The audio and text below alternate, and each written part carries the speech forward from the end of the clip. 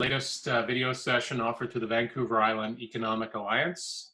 I first want to acknowledge the Coast Salish, Nuchalot, and Kwakiutl peoples on whose traditional lands we live and work. My name is Dan Hurley, and I'm a director and chair-elect of VIEA. I'm also the principal of the Hurley Martin Group, which is a new public relations, philanthropy, and engagement partnership based here on Gabriel Island. I want to also thank our sponsor for today's session, Array, based in Nanaimo. Thank you very much for your sponsorship of not only the State of the Island Summit, but of our video series. I really appreciate everyone joining us here today. As you may know, the purpose of VIEA is to help do two things. It's to help to connect decision makers and to unite them in common purpose, and to inform and add to the conversation of economic vitality.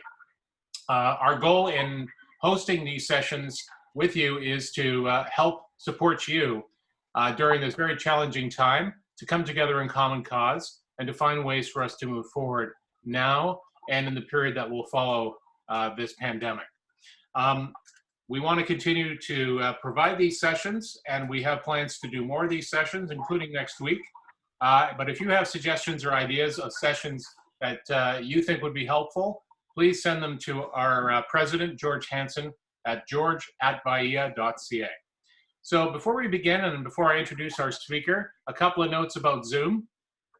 We will have a 10-minute presentation from our speaker today, and then we will follow that up with about 15 minutes of questions and answers. We ask you to keep your microphones on mute throughout the session and your videos off. But to put your questions or comments, please use the chat function, which if you're using a desktop should be at the bottom of your screen, or if you're using a tablet, might be at the top right-hand corner of your screen. But please put your questions and comments in the chat. I will be reviewing them as our presenter is speaking and as we do our questions and answers. And I'll do my best to get to as many of them as possible. If we do miss it, because we are short on time, we will try to get those to you. And of course, if you have any questions, please contact George Hansen following the session. So at this time, I want to hand the platform, so to speak, over to our speaker, Carrie Elrick of Project Rescuers. She will be speaking to us today about how we can pivot our businesses and our organizations, and maybe also our communities, during and after the pandemic period. So hello, Carrie. Thank you very much for joining us today. Thank you very much, Dan. I'm really happy to be here with everyone, and I'm glad that VIEA was able to set up these sessions because, as you mentioned, we're all in the same boat trying to figure out what to do now and what to do going forward. So I think it's a great opportunity for us to all come together and have a discussion about where we're at and some of our thoughts around how we can help others in our community and our own businesses and just continue to keep things moving forward. So yeah, I appreciate the opportunity. Thanks so much. As Dan said, I have a company called Project Rescuers, and my organization helps businesses get their projects back on track. And I do this in two ways. I work with organizations that have a project that's gone off the rails, and I provide an intervention to figure out the primary cause of for the project to derail. Usually that has something to do with the culture or the business strategy or the processes or methods that they're using. And I figure out with them what the primary issue is and develop a new way forward. We try it out to see if it works, and then they can implement the new way forward throughout their organization. So aligning culture, strategy, and methods is a good way to keep projects on track. But I also work with businesses proactively, which is even better. I provide workshops on the role of culture, in particular in helping to drive businesses forward to meet their goals and how to align that with their business strategy and their methods. So that's normally the work that I do. But as I said, like everyone else, I've had to pivot my work. I had just set up a work.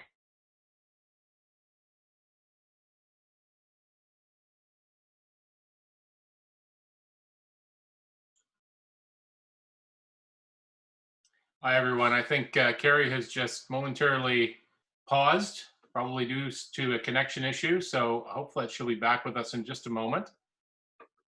Carrie, can you hear us? sorry, go ahead.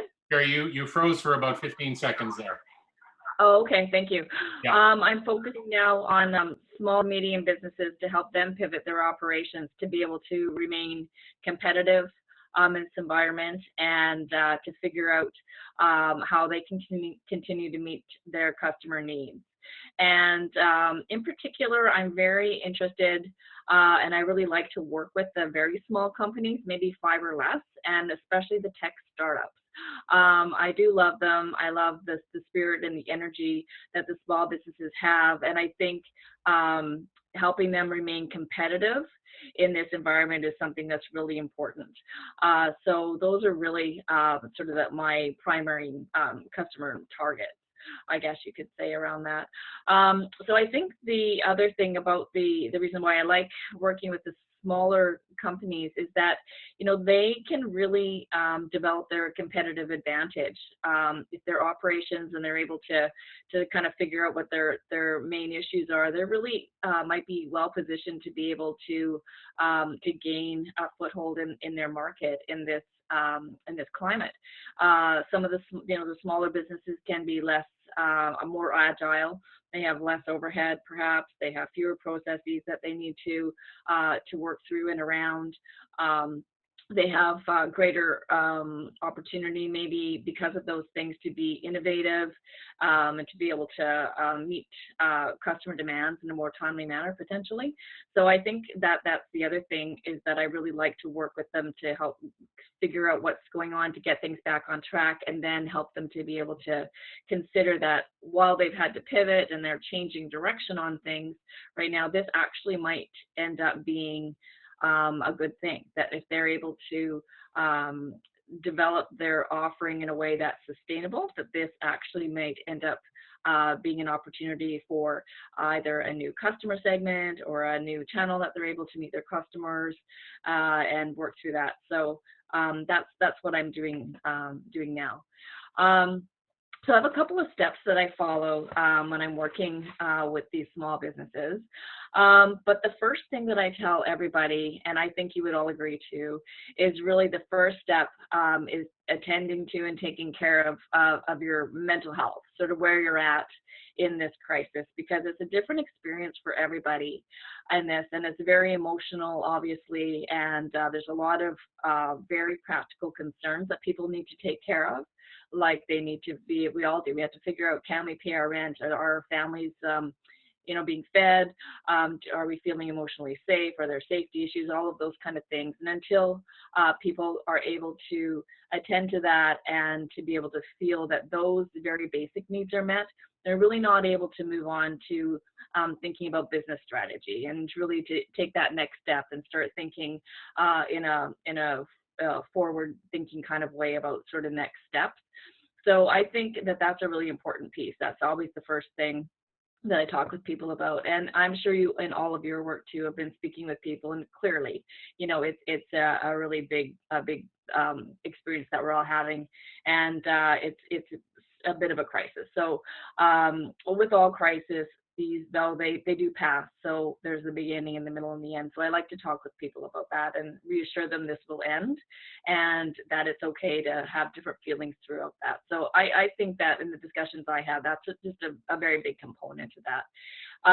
So then once people are aware and, you know, kind of able to attend to some of those issues, then there's the 3 steps that people can take. One is, the first is to figure out what is the biggest problem or the biggest issue that you're facing right now in your business. And that can be different for anybody. It might be cash flow, it might be what to do with staff, it might be supply chain issues. So it depends on the industry you're in and where you're at with your business. But the first thing is to figure out what is the biggest problem, identify that problem, and then break it down into 10 steps. What are 10 steps that you can take or would take to be able to solve that? And it doesn't have to just always be practical. Just brainstorm down 10 steps that you can take, and consider some actions for that.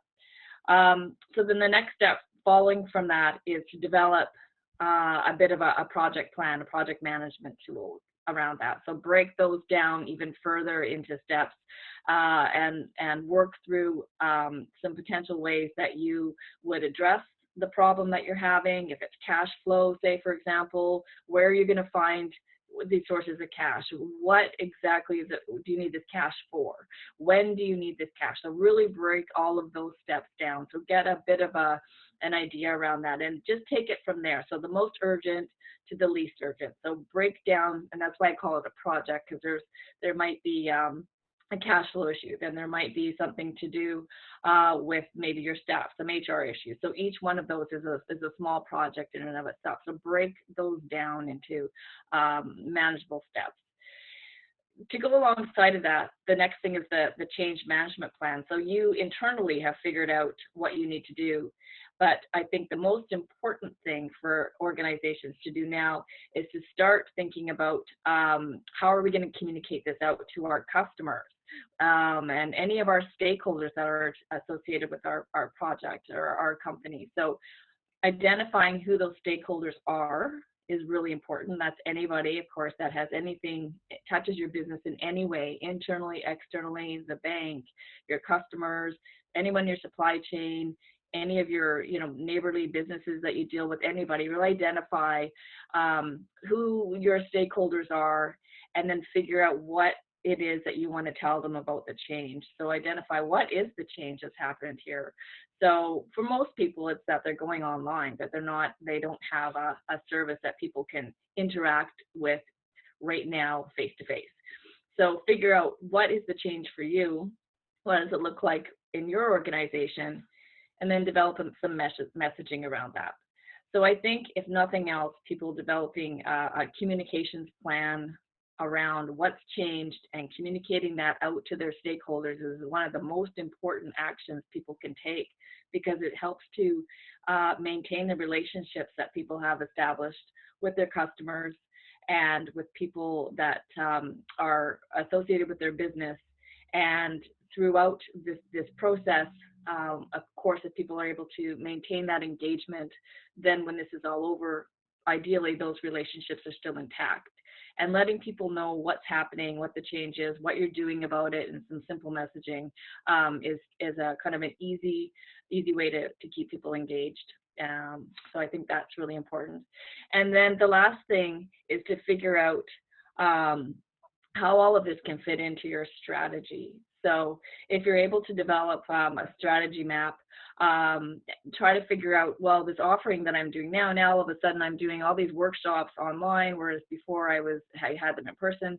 Well, consider whether or not that actually might be something you might be able to continue on with, and whether or not that you're realizing, well, actually I can reach further now. I was just doing them in Victoria, but now I can actually do them all up and down the island because everyone's using Zoom or some other platform, and I've actually realized I can reach more people. And if you can figure out if that's an offering that you want to build on or continue to offer post-COVID, then consider what infrastructure and what kind of operational strategy or pieces of your operations need to be created or streamlined to be able to accommodate that. And then you start to think a little bit more, people are able to think a little bit more about this as not as something that is problematic, but maybe that's something a bit of an opportunity for them to be able to draw on from that. So the last thing is one thing that I'm doing is, I think philosophically I've always been supporting people through the vulnerable times and helping people develop processes to be able to move on. And certainly in the business that I have now, I've continued on with that theme there, and from a philosophical perspective. So I'm offering a number of different payment options to help the small businesses be able to remain competitive. So I have from market value to IOUs to pay what you can, group payment plans. Sometimes maybe it makes sense for similar businesses to work with me and develop individual strategies, but together, something like that. So for me, I'm just offering these different ways to enable the small businesses who may not have the same resources to be able to access some business advice or to be able to access any other services like that, to be able to engage with me and hopefully help them be able to move forward with that.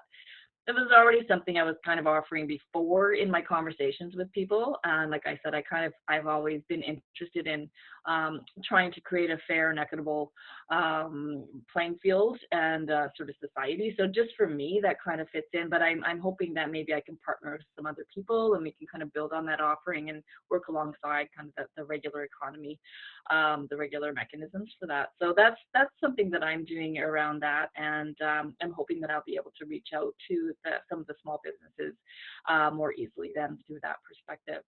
So those are my tips. The mental health piece first, break your biggest problem into small pieces, get a project plan and a change management plan developed, communicate out to all your stakeholders on a regular basis, figure out how often they need to hear the message, and then maybe consider, some ways that you can engage with the business community or do an offering that might actually enable both sides to benefit from that. Then obviously the more business that we can all continue doing, our economy continues to move forward. So I think that's the end of my time. That's it. Thanks. Thanks very much, Carrie. Really appreciate your words of advice. I think they definitely resonate. They resonate with me. Our first session was on dealing with communications and crisis communications. I delivered that session, and there's a lot of similarities. At the end of the day, your key points about self-care, caring for those around you, but also figuring out what are the ways, not only that's good for your business, but also good to contribute to the community, and leading with your heart is got to be something that's really critical. So I think those things resonate a lot in your presentation. So, I mean, I'm certainly one of those who is in the category of having a new business and having just launched it just right on the cusp of this pandemic. So certainly being able to figure out how you're going to pivot or even develop your new plan around these things is really important.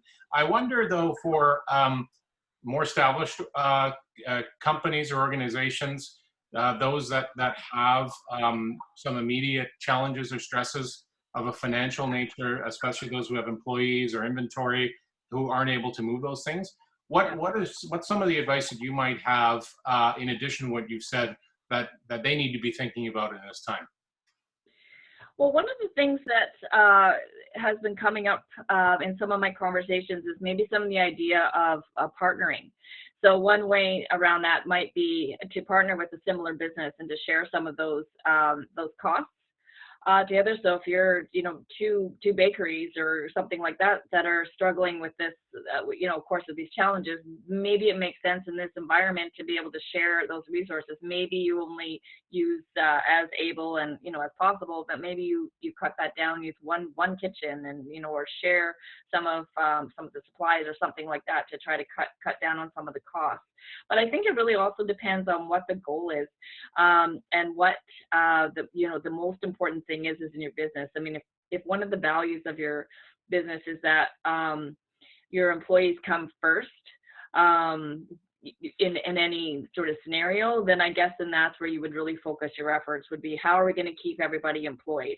How are we going to make sure at the end of the day everybody that works here continues to work here? So that would maybe shift some of the priorities and where you might put your efforts right around that. But I think the kind of the obvious things are around any of the financial pieces are, how can you cut your costs? How can you slim down your operations? And how can you obviously access any of the government resources? And maybe even make the temporary plans in between. So if you find out that you are eligible for some of the relief programs, but it's going to be 6 weeks, well, what can you do in the meantime? And again, it might be short-term partnering, or it might be just cutting down and maybe redeveloping one specialized product instead of offering everything. Say if you're a restaurant on your menu, maybe you have a COVID special, and suddenly you have 3 offerings, right? So you're again cutting down on your resources. And also, again, it could be an opportunity to maybe even try out something. Maybe you have had something in the hopper that you thought, well, one day maybe I'll roll out, this a new offering, a new kind of something that you make in your restaurant. and now maybe that's the time to just do that, just do one thing that you're really able to do well, and that will please your customers, keep you in contact with them, and then maybe you'll find out that was really popular, and that can be, you know, a new addition. So things like that. I mean, some of it's just really common sense, but I kind of think that's where we're at right now, is really thinking in a common sense way. In the crisis, what we need to do is stop the bleeding. So what's the biggest thing that's causing the most stress, and how can you stop the bleeding and make a plan going forward around that? So. So the next question kind of goes back to what you spoke about around project management, using that methodology around thinking about, and change management, about how you now quickly respond to the current situation. So let's take a look at, so you used an example of some of what you're doing in terms of offering your services and pricing.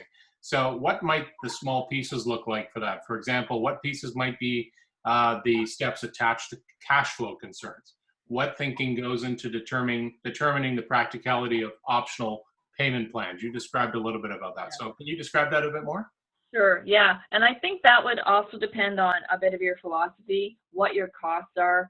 So instead of saying pay me what you can, but I mean, if you're a business who absolutely needs to make X amount every month to cover your expenses, then maybe what you're offering is around that is, you know, our minimum is, you know, $500 or something like that. So pay us starting, you know, our lowest is $500. So pay us from, you know, anything close to $500 or $500 and up. So I guess what I'm saying is those are kind of guidelines around that. But the idea is really to engage with the community in a way that's meaningful for both sides. So I think conveying that message out and the purpose of it is really the key behind that. So you know, how you're engaging with folks who are interested in your service is really the conversation, and it's the opportunity to build the relationship with people and to figure out what their needs are and how you can help meet that. So it might really just be a conversation starter. You know, you can say, I'm thinking about these 5 different ways. Do any of these fit for you? That sounds great. I'm wondering about, you know, whatever, that kind of conversation. You know, well, yeah. So, you know, our minimum in the ad could be, well, our minimum payment is, you know, $1,000. We're happy to take that in different forms of payments, whatever, retainers, no retainer right now, whatever it can be, you know. So, but I think really the point is to build community, to build goodwill among the business community and with other folks right now. It's a chance to build trust with your new clients or your existing clients or customers right now, and just to have an ongoing dialogue and engagement with them around that. So I don't know if that answers the question. Mm-hmm. That's good. No, I think that's very good. So just a reminder, folks, if you have a question or a comment, please enter that in the chat function button at the bottom of your screen, or if you're on a tablet, it might be at the top right-hand corner of your screen.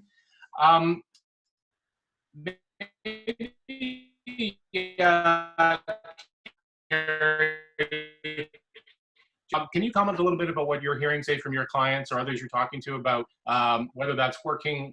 What challenges are you hearing about, especially for smaller entrepreneurs or startups where they may not be able to show their financials from last year, or they have a small payroll, or even the owners are not taking a payroll yet because they're trying to build their business? Maybe you can share a few thoughts on that. Sure. Yeah. So the conversations that I've been having have been in a big range around that. So some of the businesses that I've talked to, or owners, have been just starting to figure out what they are eligible for, and there seems to be, understandably, I wouldn't say confusion, but there's just so much information that's come out all at once that people are not sure what they're to apply for and really how to do that, and it's very time consuming to do that. So people have been on hold, you know, for hours. Somebody I was talking to was on hold for 4 hours to be able to figure out what program that they were to apply to. And then somebody else that I was talking to said they applied for one, and then they found out they received some money and it was from a different program. So I think it sounds like there's just, you know, kind of a bit of confusion around that. So those are some of the bigger firms that are more eligible from at sort of face value for some of these things. But the very small businesses that I've been speaking with are not even really at the point, kind of going to my first point around sort of the mental health piece and making sure your material needs are met. I find that the very small businesses are scrambling right now to quickly pivot, to continue just to meet customer needs for cash flow. That's the main thing. So they may one day apply for some of this money, but right now they're figuring out, how am I going to get my product to market to my customers and continue with this cash flow? They see that as the smartest move that they can make right now. So I think that seems to be some of that kind of, I wouldn't say disparity, but I think, as I said, the very small or just focus right on continuing with the cash flow with what they have. They see that as the most immediate need. And then the bigger firms with a bit more, maybe more in the bank, are able to take the time out, the 4 hours that it takes to figure out, oh, is this the program for me or is that not the program for me? Mm-hmm. But I've included a tip sheet, and I think that Diana's going to be able to send that out, but it has a link right to the government site there, which I think everyone's on anyways, but I think that seems to be the primary source of truth. The federal government site has all of the programs right on one link that you can take a look through, and I think that just takes you back over to any of the provincial programs as well. So I think it seems to be difficult to figure out what the right program is for the right business model that you have. But like I said, I think continuing on with the cash flow and quickly being able to pivot to whatever you need to get done has been the primary focus for the very small 5 and less firms that I've been working with. Yeah, so that link that you referred to, it has been posted to the chat section. Yeah. And we'll have that available too after our session here. So, I mean, I guess just to conclude, Carrie, you know, in terms of maybe people who are right in that immediate sort of day-to-day survival mode, yeah. Just trying to keep the business open. Yeah. What thoughts? So you alluded to this throughout your presentation, just the importance of being able to partner, coming together. This is why we're doing these video sessions here as an opportunity to connect. Is there anything more that people can help right now to help build that support network to get through the next few weeks and months?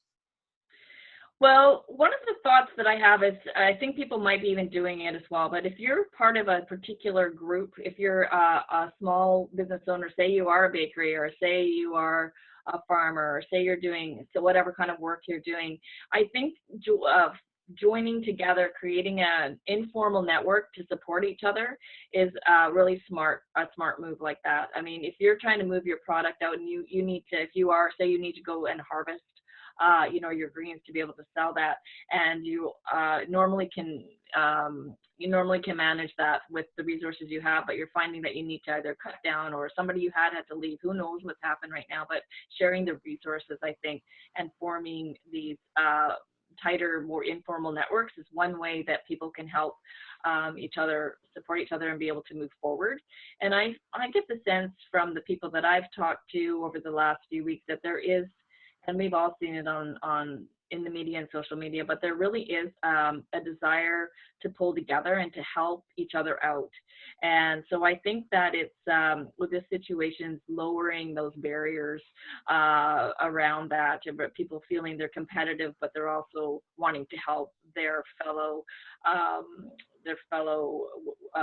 business owners in their communities as well. So I think my advice would be to work together as much as possible. And I think that seems obvious, but it might take a little extra step to be able to, you know, start a meetup or do some kind of quick online, you know, FaceTime or something like that to start getting people together. The Zoom meetings, of course, but I mean, some kind of these informal conversations, I think are a smart move for people right now. Well, Carrie, how can people reach you if they have further questions or want to connect with you? Sure. Well, my information's on the link, but I'm at Carrie@projectrescuers.com. And I think that the information was on the introduction to the meeting. So just reach out to me for a conversation about any ways that I can help you or anybody in your community figure out what to do right now, and help people to be able to move forward. So at the end of the day, they're still in business. Thank you so much. That's great. Oh, there's one comment here. I'll just state. I just came in now. Thank you very much. Really feeling that last statement. Collaboration and open source approach is the way to go. Thank you. I own a small startup and I've created a small support group for the tourism industry in Port Alberni. It's called PA Together for Tourism. So great suggestion. Thank you very much, Genevieve Hano, for that. Thank you very much, Carrie. Really appreciate your time and your words of encouragement. We'll take these away as we go into the long weekend. Great. Thank you so much for having me. It's been great. Thank you. Thank you. And just a reminder, everyone, that today's session has been recorded. It will be posted to the VIEA.ca webpage later this afternoon. So if you want to watch it again, or if there's someone who wasn't able to attend, please direct them towards that. We will be having more sessions in the coming weeks. In fact, we are planning to have 1 or 2 next week.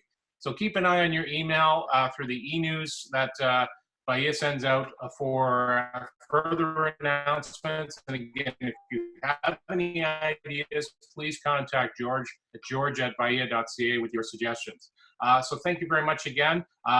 Please keep well, enjoy the weather, respecting good physical distancing over this long weekend, and let's continue to keep good company. Thank you, everyone.